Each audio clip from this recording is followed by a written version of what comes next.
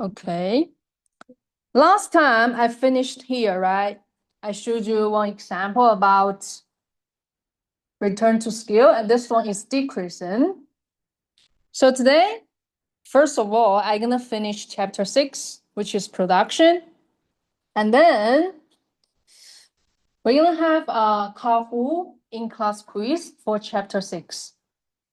Okay, and after that, if we have time, I'm gonna show you the homework about chapter 4, how to derive the Marshalling demand function. Because it's on the exam, so I think I need to show you again. So I hope you still remember, right? Here, this example. Because capital and labor, there are inputs for us, right? So you see, when we double our capital and labor, what happens to the output? The output only increased by 1.5 times, okay? Because 1.5, which is less than double, less than twice. That's why here we have decreasing return to scale, okay? So let's get more general. Look at here. Here is a more general way to test returns to scale. So here we use algebra instead of a table. And this works for any production function. So let me show you step by step. Suppose we have Q equal 3L power half K power 1, right? This is our output. This is our production function. And right now, we multiply both labor and capital by the same factor, which is T. Okay, we multiply both labor and capital by the same factor, which is T. This represents scaling up, okay? If T equal 2 means doubling everything, right? So next one. So our Q prime will equal 3. But L is not L anymore because we're going to use T, right? T times L. And same power 1/2. And for K, we multiply T as well, right? Because we multiply T for both labor and capital. Okay, so now let's simplify it. Q prime equal 3. This is the simple algebra, right? You need to time 1.5, both for T and L. So let's see what we have. T power 1/2, L power 1/2, right? And next one for K, okay, so the power is 1, so it's itself, TK.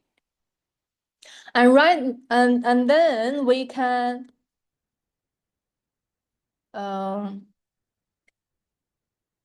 simplify, right? Because we have same term, which is T power half and T power 1. So now we can combine them together. Q prime, so 3. So basically T, let me see, T here is 1/2 plus 1. T power 1/2 plus 1. Is this correct? Yeah. Next one. So what's left? What's left? L power half and times K. Okay, now and then we rearrange a little bit. So we're gonna move the T term to the front. So T, which is power 3/2, right? 1/2 plus 1. This is simple. So which is 3 plus 3/2. And how about L? L, oh, I forgot 3. So we have 3 L power half K. So now you see the difference. 3 times L power half K. This is our original production function, which is Q. So basically here means that our Q prime equals T power 3/2 times Q, right? Exactly same here. So what does it mean? If we scale inputs by T, both labor and capital, output scales by T powers 3/2, not by T. Because 3/2, which is bigger than 1, right? So this case, we produce with increasing return to scale. Because here, we increase labor and capital by T times, but our production will increase by T power 3/2 times, right? So let me use the abbreviation, increasing return to scale.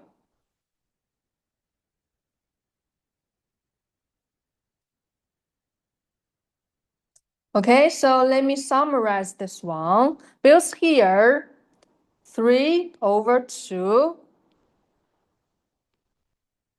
This one is equal to 1.5, which is bigger than 1. That's why we have increasing return to scale, right? So how we decide? So we need to look at the exponent, okay, the exponent.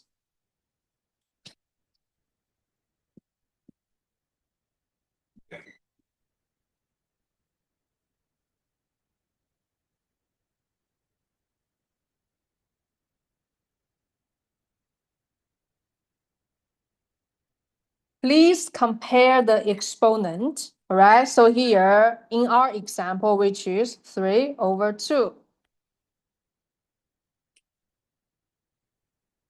The general case is that if exponent equal 1, what does it mean?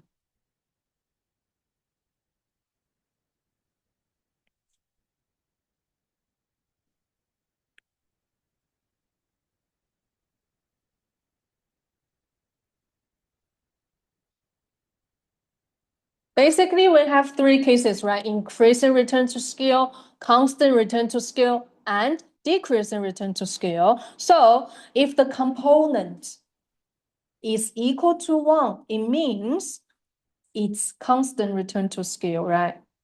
So I'm going to use the abbreviation, constant return to scale. So the other case, what happens if exponent is greater than 1? Can you tell me? So in this case, if exponent is greater than 1, we call it increasing return to scale, right?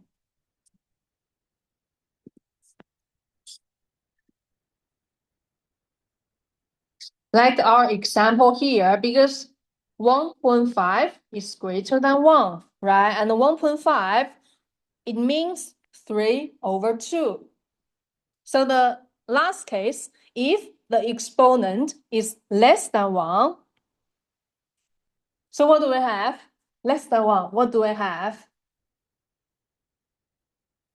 Decreasing, right? Decreasing. So it's decreasing return to scale.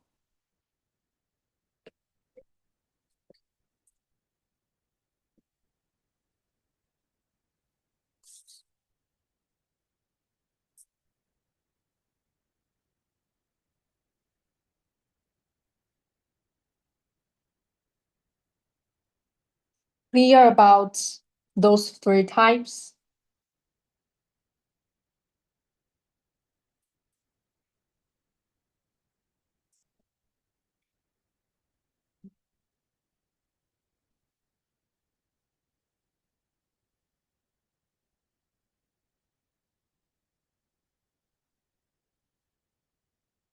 Okay, let's continue. This slide, I showed you the general case, right? So this production function Q equal A times L power alpha K power beta. This is our general Cobb-Douglas production function.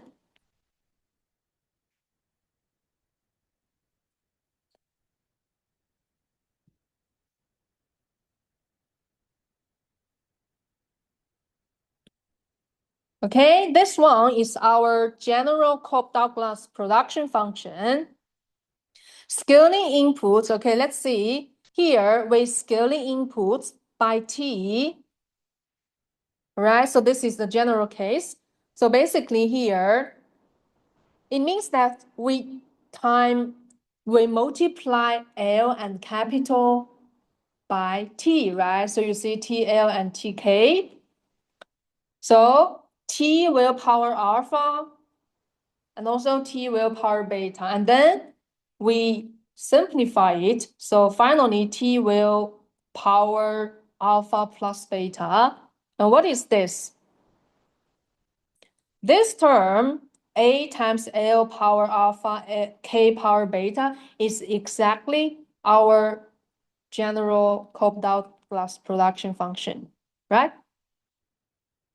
You see, this is Q, so this is Q as well. And then, okay, so this is the point that I just mentioned to you. So you always check the answer. The answer always depends on alpha plus beta. Okay, so if alpha plus beta greater than 1, increasing return to scale, equal 1, constant, return to scale, less than 1, decreasing return to scale. Okay.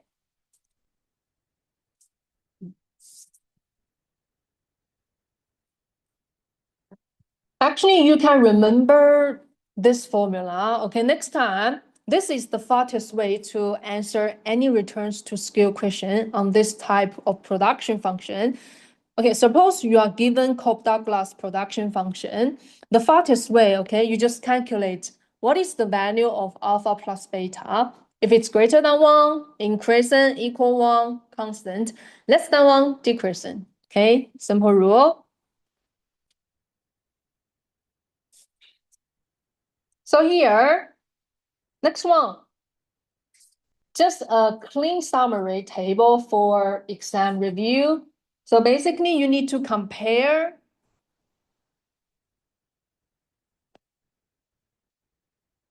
F, TK, TL to T times F, K, L. So what is the difference between those two? What is the difference? So let me help you. F, K, L, this is output, right? F means function. Our production function is a function of K and L, all right? So F, K, KL is output. And that's the total production from total production. K and L is our inputs, right? So in F, TK, TL, this one, versus T times FKL, you need to know the difference. The first one, if you say F, TK, TL, this is the actual output we get.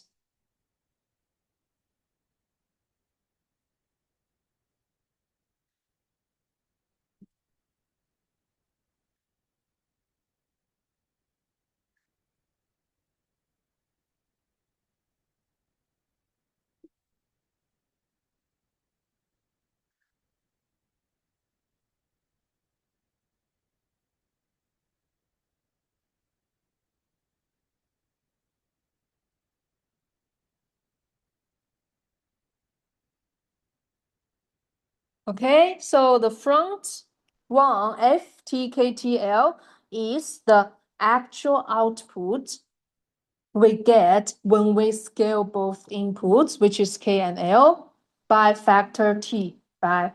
And this one, T times FKL, this is the what output would be.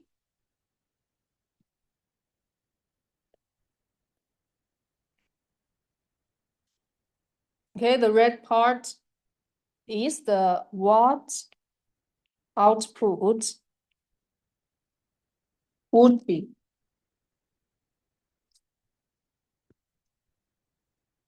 What output would be if it scaled exactly proportionally with the input. So basically, this is a benchmark for comparison.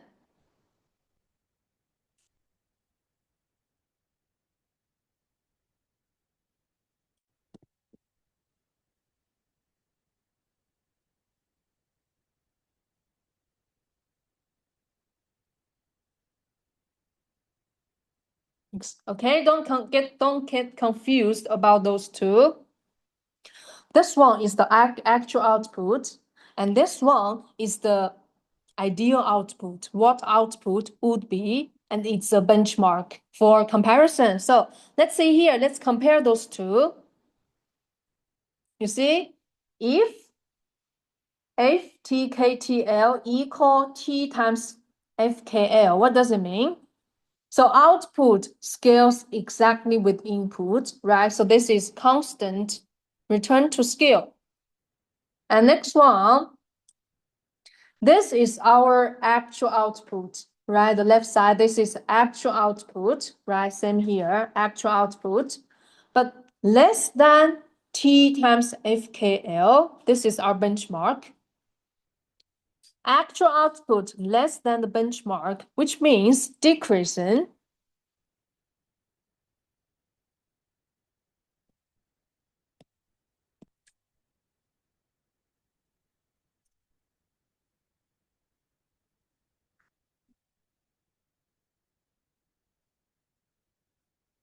Okay, so this is our actual output, but less than our benchmark. Of course, this means decreasing because actual output is less than. So the other way around, okay, actual output is bigger than the benchmark. So that means we have increasing return to scale.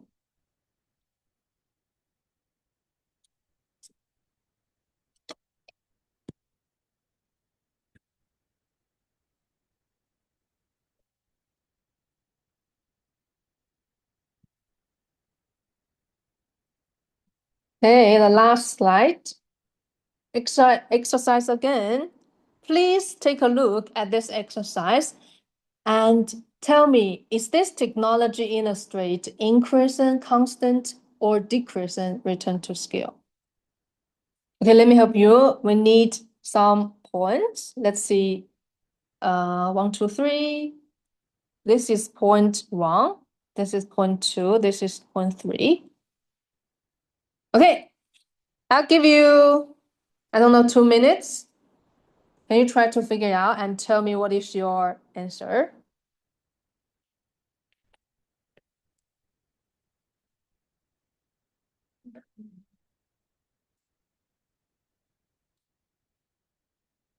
Two minutes and tell me what is this, increasing, constant, or decreasing?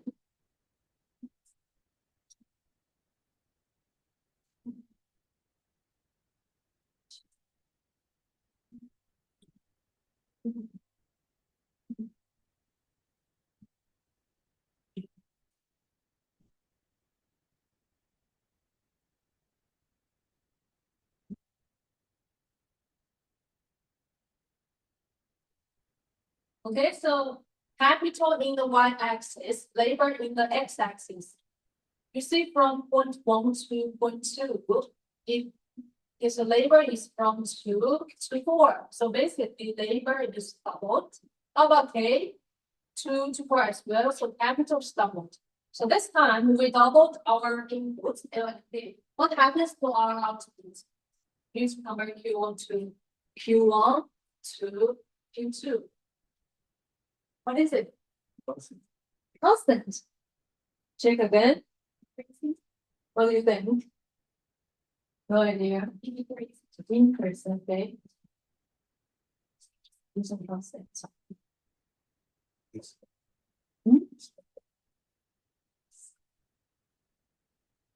We have constant increase, we'll have decrease here. Increase, okay. Don't be trapped by the gap. You need to compute. You need to compare the real output. Okay. Increase. Okay. Exactly. That's correct. So let's check. You see here. From labor to from point 1 to point 2, let's see. Labor doubled, right? Because from 2 to 4. How about our capital? Doubled as well. Okay, so you check the input from 10 to 30. Triples, right? From 10 to 30, you need to multiply 3, which is triples. Which means more than double. So here is increasing return to scale. Okay, this is increasing return to scale. And also you can check from point 2 to point 3. Let me use the red color. So basically input from 2 to 6. So the input increased by 1.5. Is that true? No.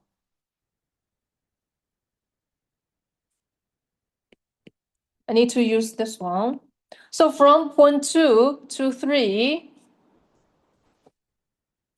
okay, let me write it down here. 1, 2, 2. Okay, so we doubled our inputs.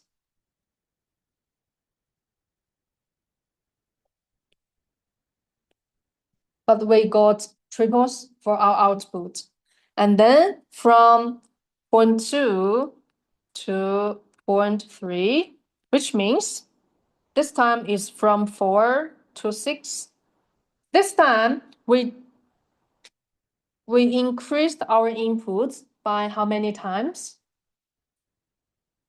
6 over 4. What is the answer?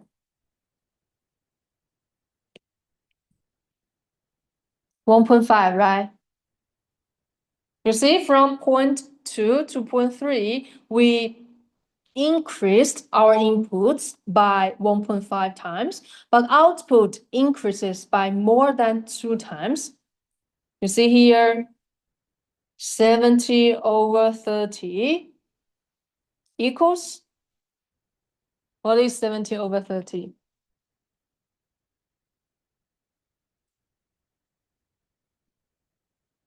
Approximately 2.3. So I need to use the approximation. Okay. So both points confirm that this is the increasing return to scale. Hope it's helpful. And basically, I finished my part for this chapter, chapter 6. Okay, so I'll give you 5 minutes to summarize what did you learn from chapter 6. And after that, we're going to have the Kahoot in-class quiz, okay?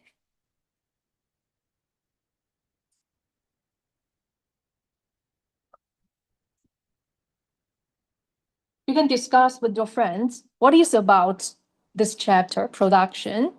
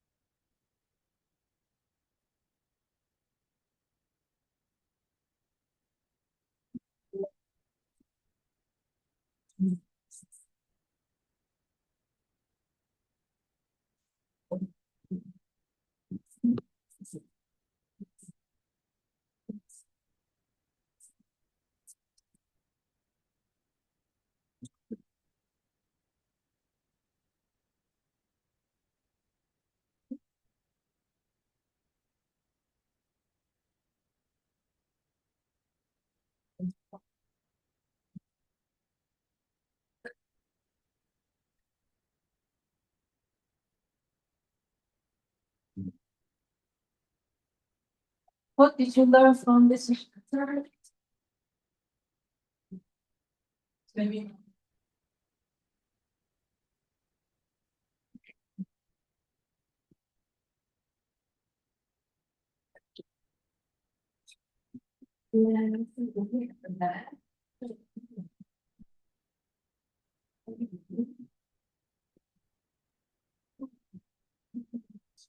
What is the key knowledge point you think for this chapter? Short term, short run, long run production, right? In short term, we always fix one input. What is that? Labor or capital?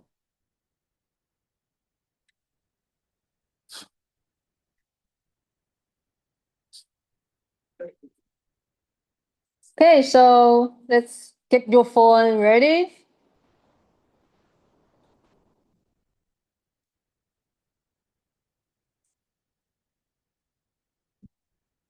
Please scan this QR code.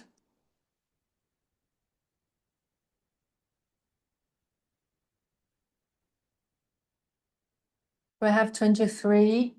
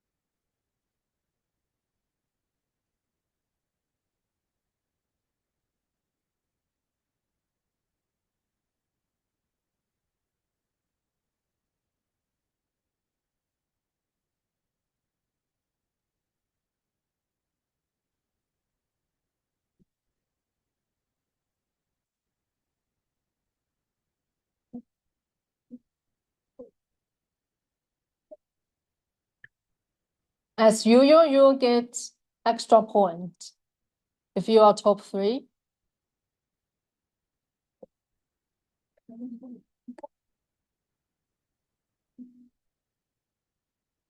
Ten more. Let me see. Everyone is uncomfortable. Okay.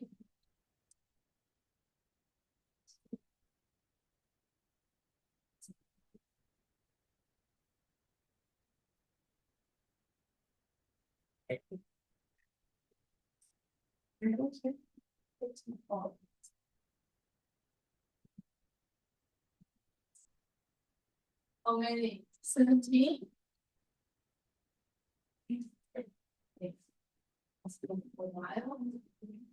So what do you think? What kind of question that I didn't use here? Multiple choice question for sure. What kind of multiple choice?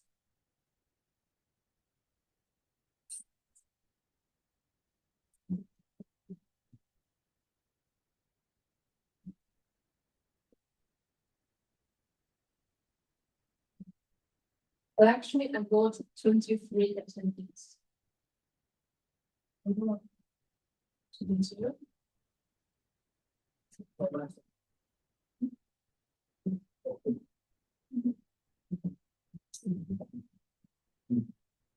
Okay, so now I give you some time. Please review chapter 6. Review chapter 6, and then we're gonna have a test.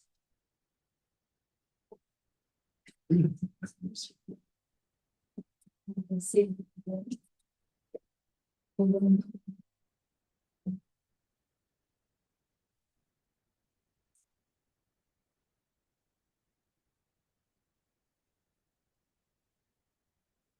What is the relationship between marginal cost and average cost? What is the relationship?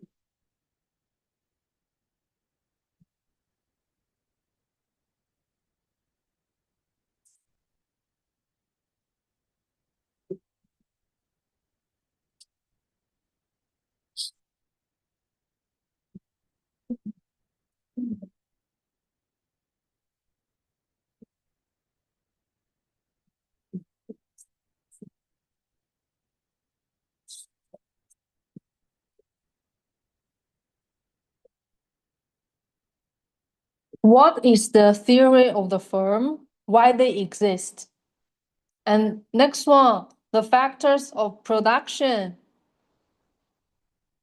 Normally we have two kinds of factors of production, right?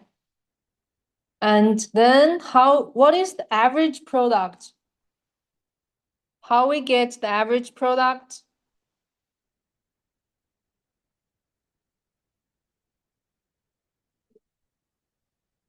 The law of diminishing marginal returns. What is isoquant? What does it mean? What is the definition of isoquant? And the slope of the isoquant, which is the marginal rate of technical substitution, right? MRTS. And we have two specific production functions. The first one, perfect substitutes. The second one, fixed proportion, which is Leontief production function, right? And the final point, what is the returns to scale? What is increasing return to scale, constant or decreasing? And the one that I just mentioned, for a Cobb-Douglas production function, how can we distinguish increasing constant or decreasing return to scale? Okay, 18, I got 18. Let's start.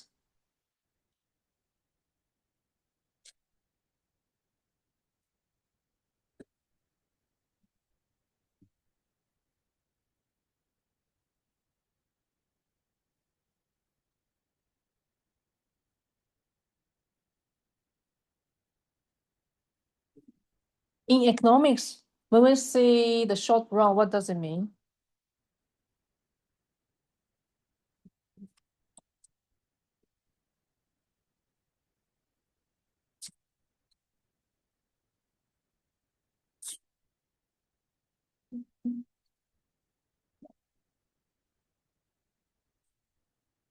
Production takes place over less than 1 calendar year. This is not in economics. In economics, we say that the quantity of at least one input cannot be changed. There's a fixed input. You learned about principle of economics and also principle of microeconomics, right? Those are the general ideas.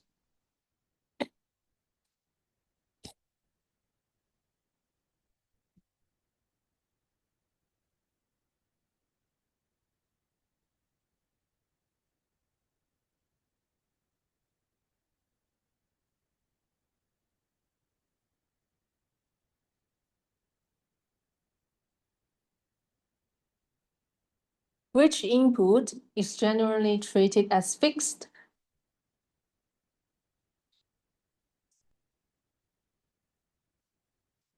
Capital is treated as fixed in the short run. Think about when you own a bakery shop. Suppose you own the bakery shop.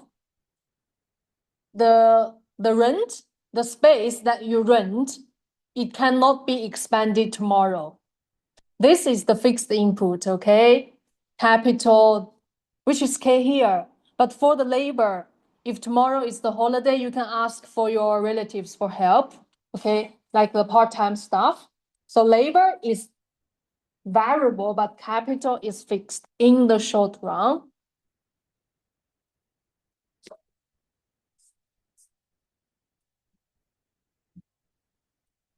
Average product of labor is defined as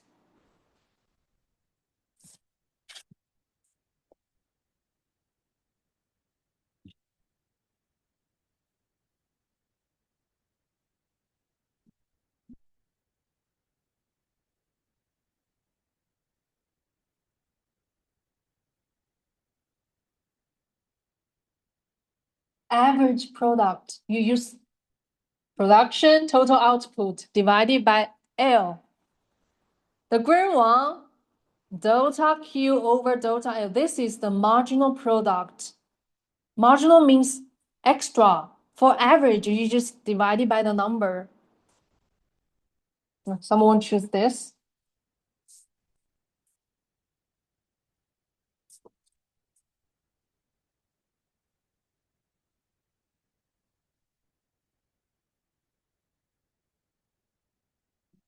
What is the law of diminishing marginal return?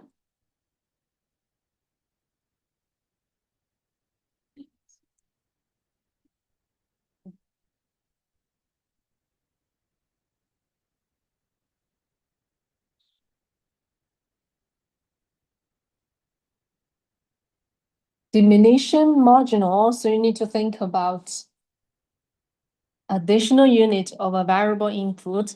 The additions to output will decrease.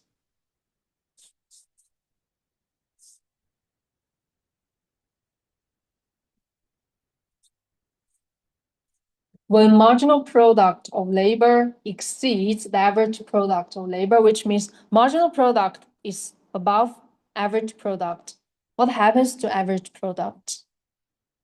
Can you draw the graph? You should be.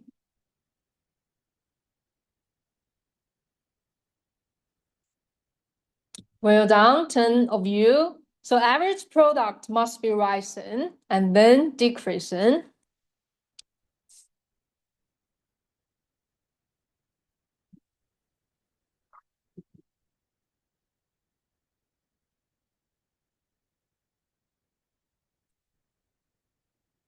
So basically you take the derivative for labor. Yours here is marginal product of labor.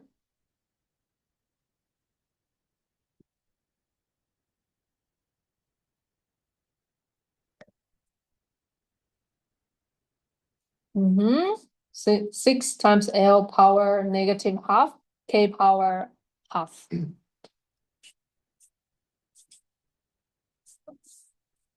Your random peak is wrong. Why you choose the original one?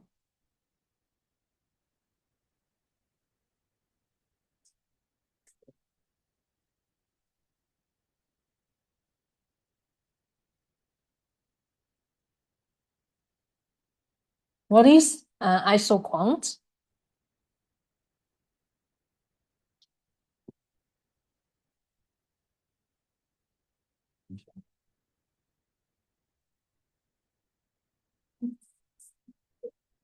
Isoquant,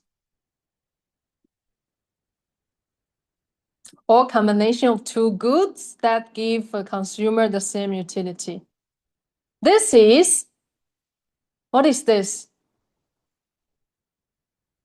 Indifference curve. This is indifference curve from consumer side, but here we are talking about isoquant for producer, which means the combination of two inputs that yield the same level of output.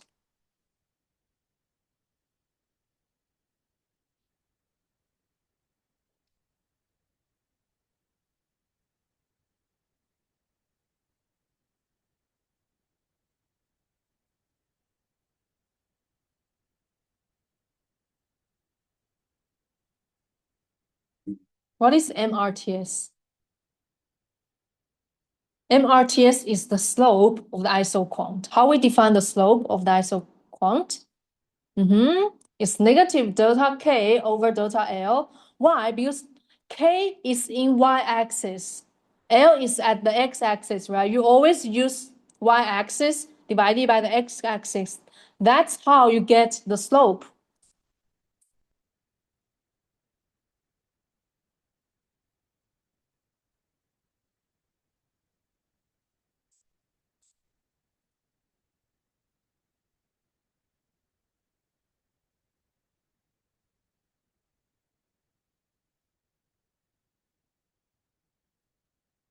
Isoquant, same as indifference curve, it's convex. Why? The MRTS diminishes as one input is substituted for another along isoquant.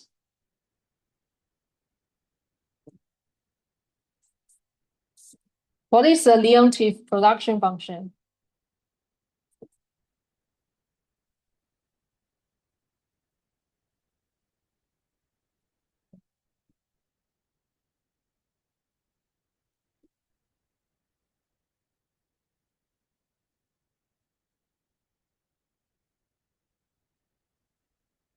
Which is L-shaped, right? So there's only one combination of inputs is efficient. It happens at the corner. No, it happens at the intersect, not the corner.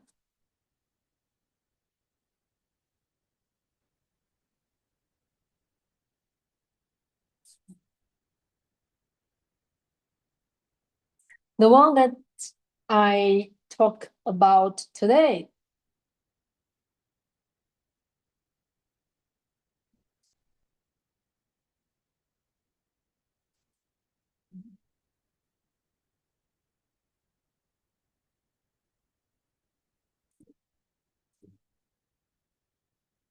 Doubling the inputs causes output to exactly double. This is constant return to scale.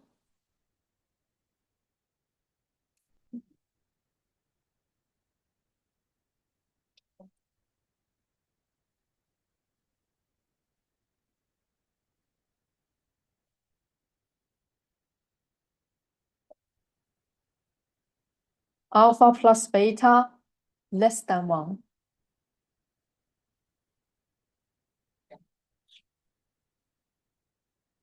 3, 2, 1. Yeah, so basically I only got 9 students here. So if alpha plus beta less than 1, it means decreasing, right? I just showed you.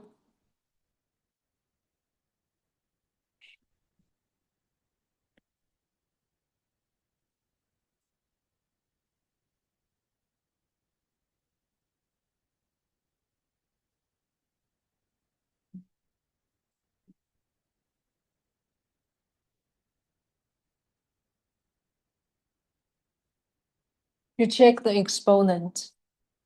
0.6 plus 0.5 equal 1.1, which is greater than 1. So basically, this is increasing return to scale. Now, the authentic reduced to 7.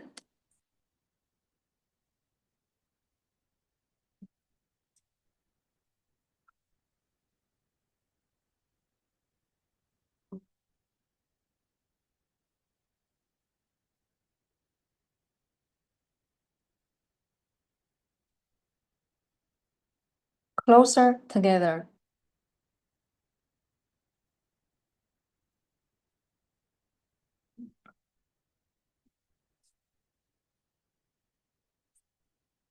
Closer, which means increasing return to scale. The last quiz.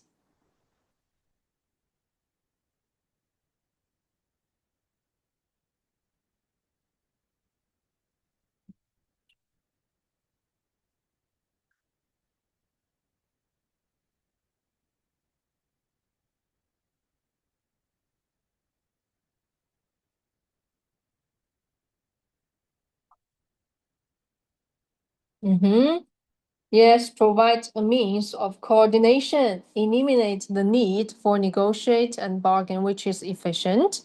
Let's see who are the top 3. Hello, Claire.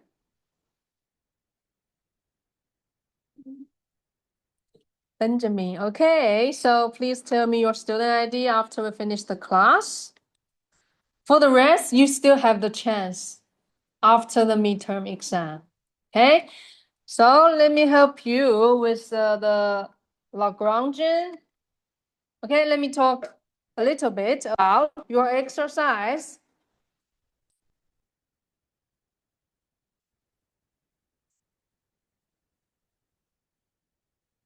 So this one, your exercise, I think some of you didn't submit the exercise. Let's see, I'll show you question 2. Show you the exact step that you need to show me when you do the exam.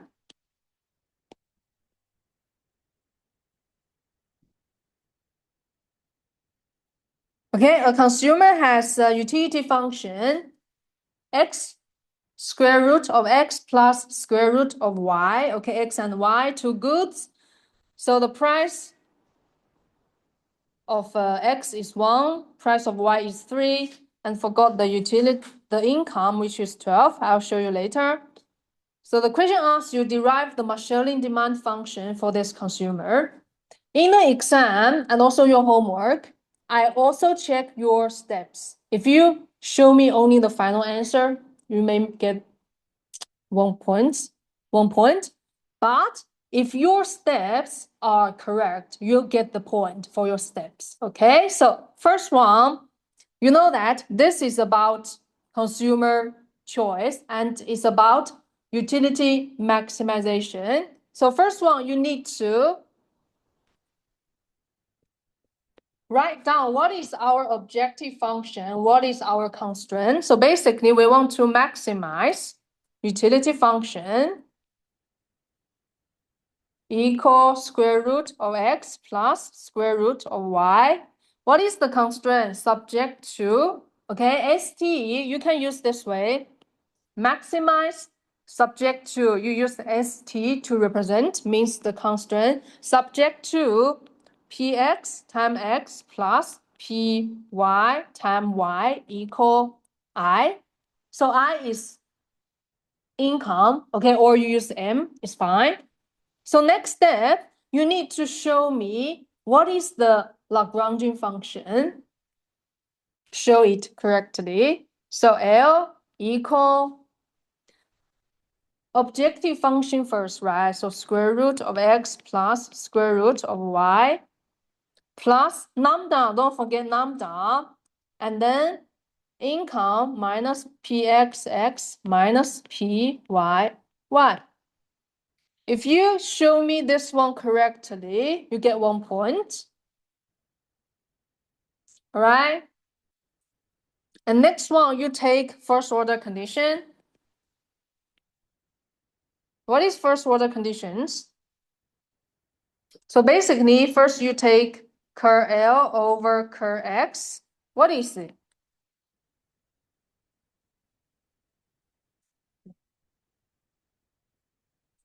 It's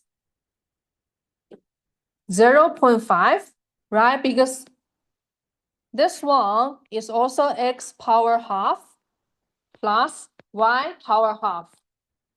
Okay, so first one, you take first order condition respect to x, you'll get half x power negative half.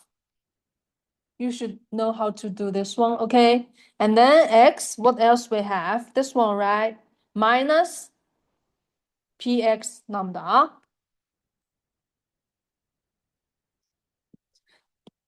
I think you should know what does this mean.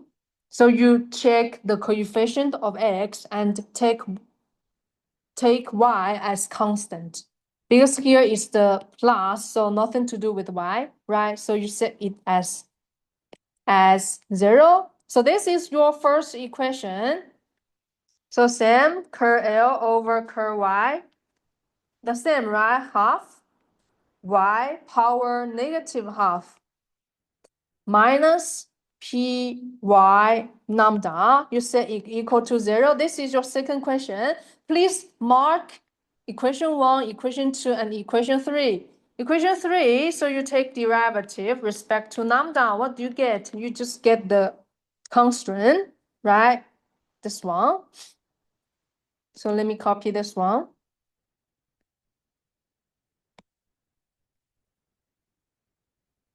This is, okay, set it equal to 0. This is your third equation. Please mark it. Equation 1, equation 2, equation 3. Because later you're going to show me how to solve it. So basically, you look at first two equations. Both of them, can we eliminate something? Can we eliminate? Yes. So you use equation 1 over equation 2. What do you get?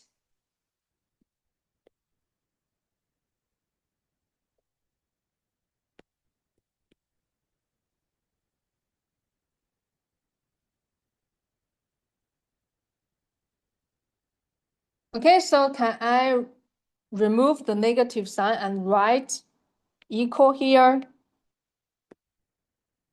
Because basically I just move this one to the right side, right? If you move this part to the right side of the equation, it should be changed to positive. Okay? Okay, I move this one to here, move this one to here. That's why I got those two. And then I said I'm gonna use equation 1 over equation 2. So now let's cancel out some. We can cancel out this one. What else? Okay. So basically here is, so the right side is px over py. How about the left side? We can simplify it. Basically here is x power negative half, and then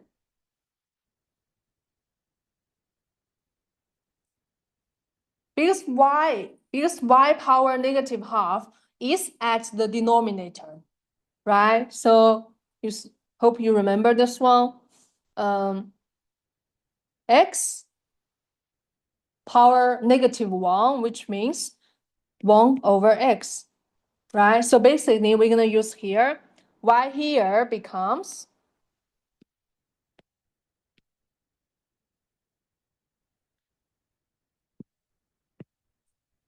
negative half, right?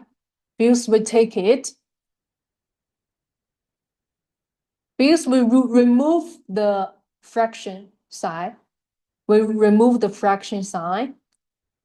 Clear about this? So here becomes, so y becomes positive, okay? So this time, x, okay, let me do it step by step.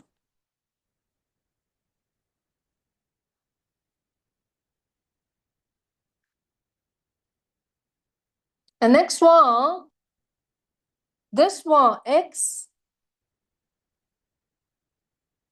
can I write it as x power 0.5 and then 1 over x power half, right?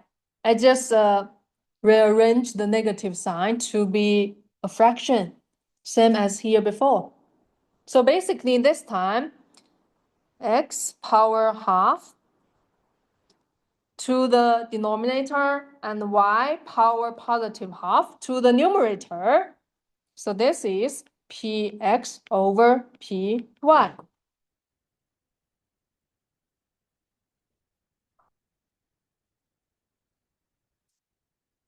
But here, we are not interested in y power half. The one that we are interested is y power 1. So how do we solve it? Let me rearrange it a little bit. So basically, y power half equal x power half times px over py, right? This one divided by this one equal this one. So now I need to get y power half. I need to use this one times the price ratio. Okay, let's continue. How do we get y? So I need to copy this one.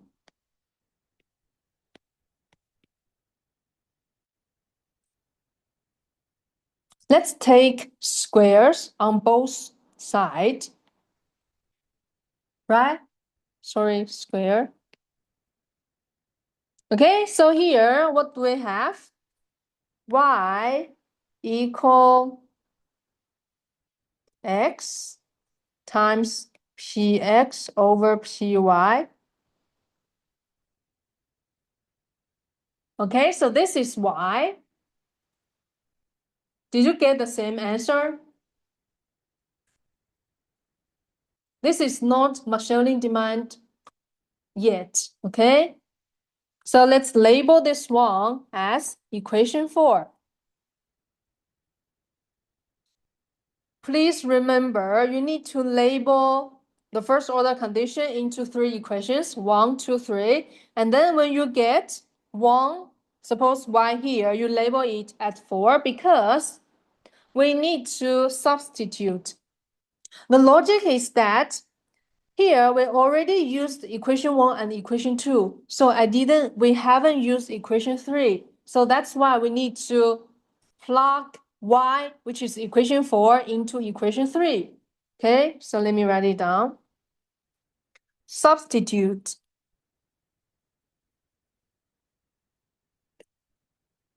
for in equation 3.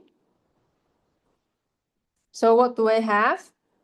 Equation 3, I minus pxx minus pyy equals 0. So right now I need to substitute y here, right? Because we have y here.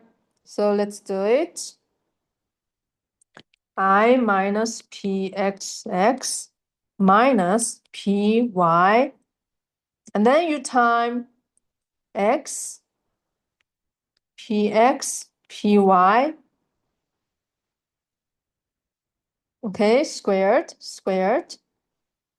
So basically here, I just remove the bracket. Let's cancel out something. Py and py squared, right? So basically here we have I minus pxx minus py in the denominator and x times px squared equals 0.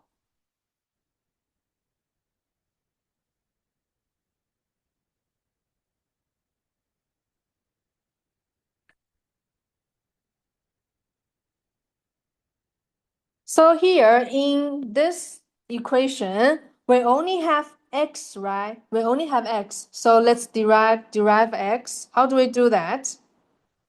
Let's remove the denominator py first. How we remove it? We time py for every term, okay? So here py I minus px py x minus x times px squared equal 0. And let's rearrange. So let's remove those two negative terms into the right side.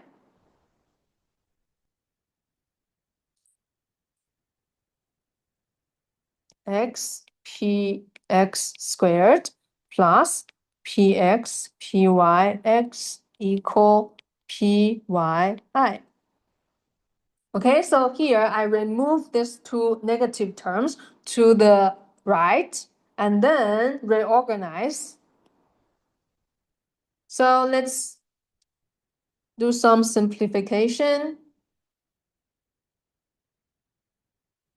Px squared plus px py times x equal pyi. So now we can solve x, right? X star pyi over px squared plus px py. So this is the Marshalling demand for x, right?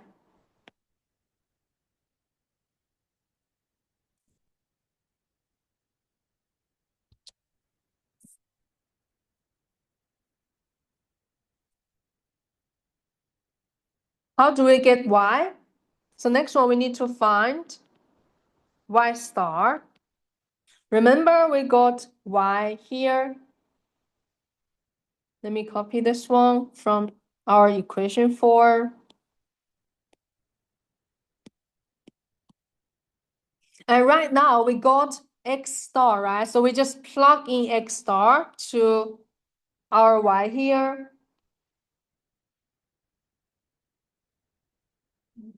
So let's see.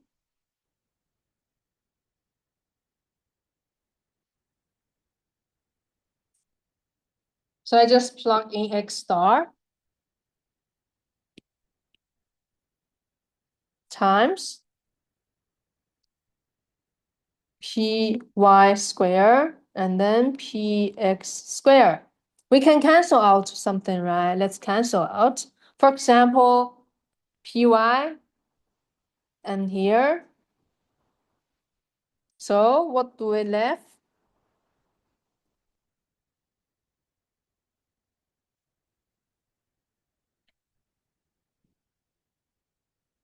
Px square plus px py in the denominator, and in the numerator is px square times I. So in the numerator, let's take px out. So what do we have here?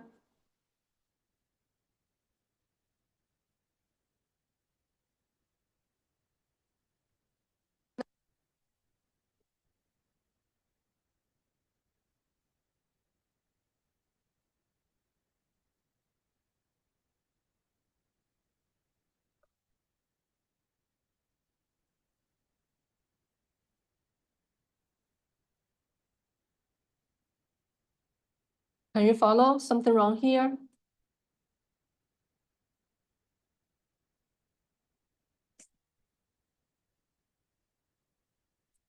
I need to time py here as well, right?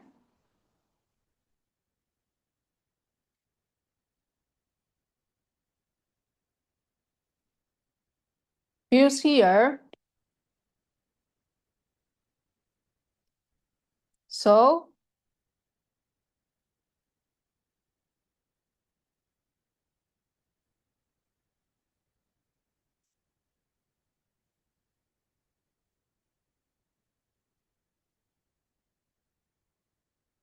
So here I need to time py as well.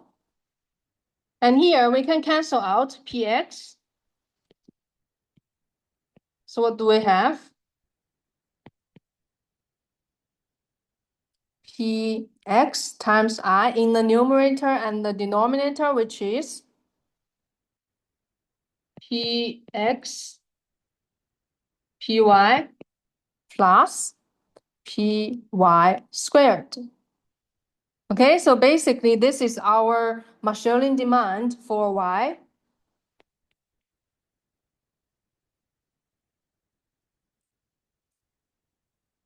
Right? So this is the first answer.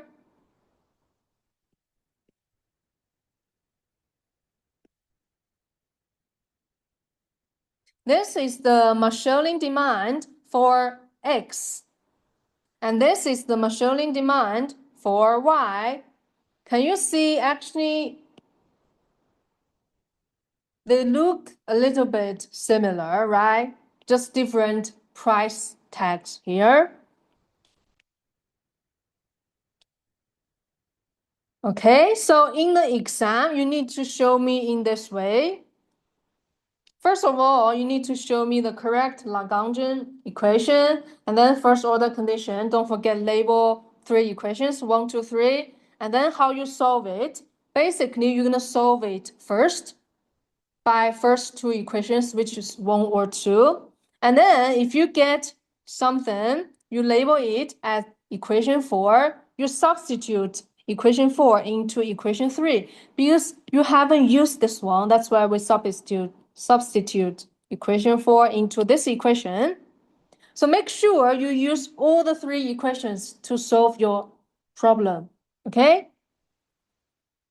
And then you'll get marshalling demand for X, marshalling demand for Y. Okay, just try to help you. I'm gonna stop here. For the rest, you just plug in numbers and you'll get the answer. And also I uploaded the answer key to you. So if you don't understand, you can check the answer key. Next Monday, we're gonna have our mock exam. Okay, mock exam for midterm. So you need to focus on chapter 3 to 5, 3 chapters. All of them is about consumer behavior. Okay, next Monday.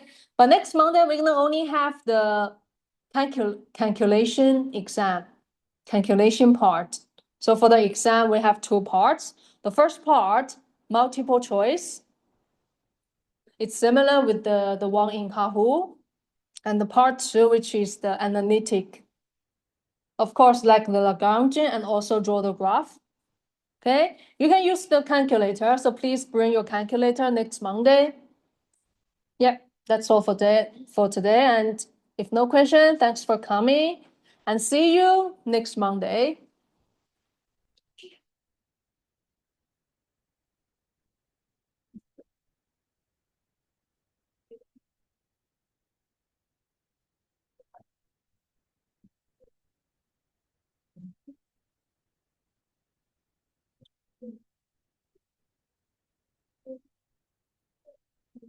Oh, please tell me your student ID. No?